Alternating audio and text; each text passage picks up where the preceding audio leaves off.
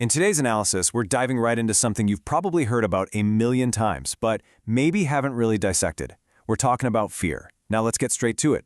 Fear isn't just some passing emotion, right? It's not a temporary mood swing. It is an active, psychological barrier that literally works to stop you, silence you, and basically prevent you from ever starting those things you really, truly want to do.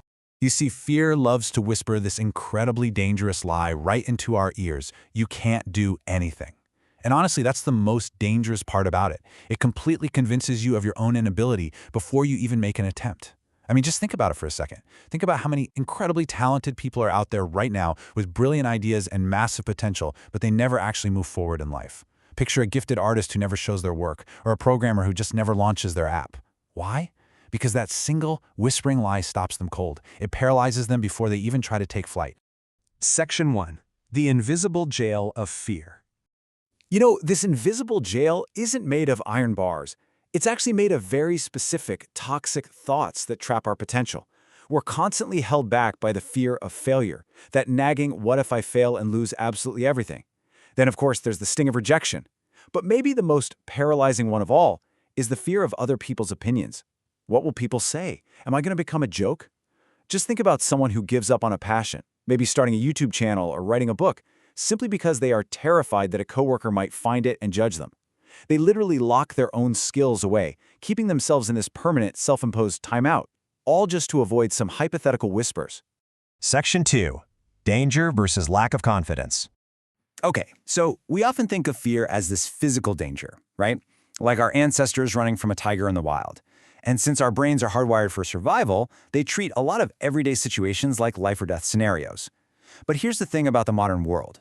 The real reason behind our fear usually isn't actual physical peril. It's a lack of confidence. When you walk into a job interview, there's no tiger in the room. There's zero physical danger. That intense panic you're feeling, it's almost entirely driven by an absence of self-belief. It's about not trusting ourselves to handle a tough question or a negative outcome. We're basically mistaking a crisis of confidence for a literal threat to our survival. So we really need to completely redefine what confidence actually is. It simply means this: I don't know everything, but I will learn. That's it. Confidence does not mean you have every single answer from day one. It absolutely doesn't mean you're flawless when you start a new project. True self-belief is grounded in a growth mindset. It's having the willingness to learn and the resilience to say, hey, I might not know it all right now, I might stumble, but I'll figure it out as I go. And that is the absolute essence of what allows people to actually start without needing a perfect plan. Section 3. The people's opinion trap. Here's a vital lesson you've just got to internalize. Let them judge, but do not stop. The ultimate trap here is that society is going to judge you no matter what you do. It's just an unavoidable tax on existence. People will judge you if you sit on the couch, play it safe, and do nothing with your life. And they will absolutely judge you and criticize you if you step out of line and try to do something great. So, since the criticism is literally guaranteed either way, it makes zero logical sense to let it paralyze you. It is way better to just let them talk while you keep aggressively moving forward toward your goals. Because look, when you play it safe just to avoid that inevitable judgment, you end up sacrificing your goals entirely. And history has never, ever been written by people who played it safe. Take the Wright brothers, for example. When they were building their airplane, they were heavily mocked by the public and the press.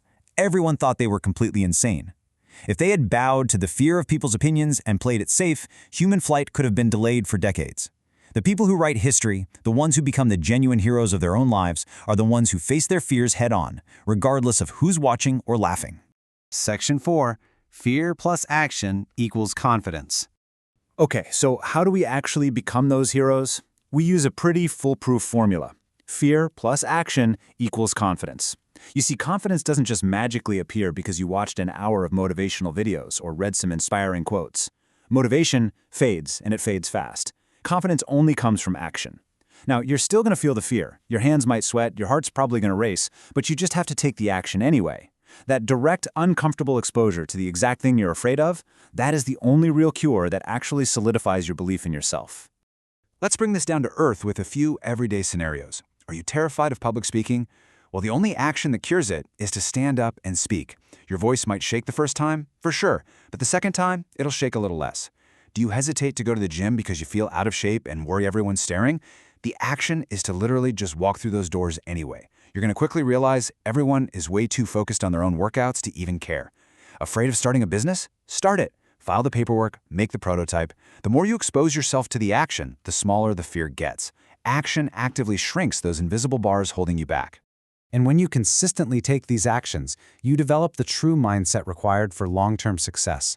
Listen, confidence is not foolishly saying, "I will never fail." That's an illusion, and it's going to set you up for a massive crash the second things go wrong. True confidence is looking at a massive challenge and saying, "Even if I fail, I'll rise again." Adopting this specific mindset makes you completely unstoppable. It entirely reframes failure. Failure isn't a dead end anymore. It's just a stepping stone. It's just data teaching you exactly what not to do on your next attempt. Section 5. Your small step challenge. Because we have to face a pretty harsh reality here. The person who lets fear win experiences the quiet, tragic death of their own dreams. So here is your challenge for today. Step 1. Choose one fear. Identify it clearly in your head right now. Step 2. Take one small, real step against it. It doesn't need to be some massive, life-altering leap. If you're terrified of networking, send one single email. If you're afraid of writing, just write one paragraph. Just a tiny, real action out there in the real world. Because when you take that one small step against your fear, you create momentum. You prompt the universe to return 10 steps back to you. Confidence grows rapidly with these daily, almost invisible, courageous actions. Every single day, you are literally choosing between two completely different lives. On one path, fear stops you. It traps you in that invisible jail, paralyzes your potential, and forces you into a life of what-ifs and regrets. But on the other path, confidence makes you fly. It frees you up to pursue your potential, to show off your skills, and to actually build your dreams without being chained down by anxiety and self-doubt. It is the literal difference between merely existing and actually living. So I want to wrap up our analysis today by leaving you with this final provocative thought. Do you want to live your life with fear or with confidence? Because the hard truth is, you only get this life once. There are absolutely no do-overs. And the ultimate truth of human existence is that the only person who truly wins, who gets to experience everything they're capable of, is the one who defeats their own internal fear. Thanks so much for diving into this with me today. And I really hope you go out and take that one small step right now.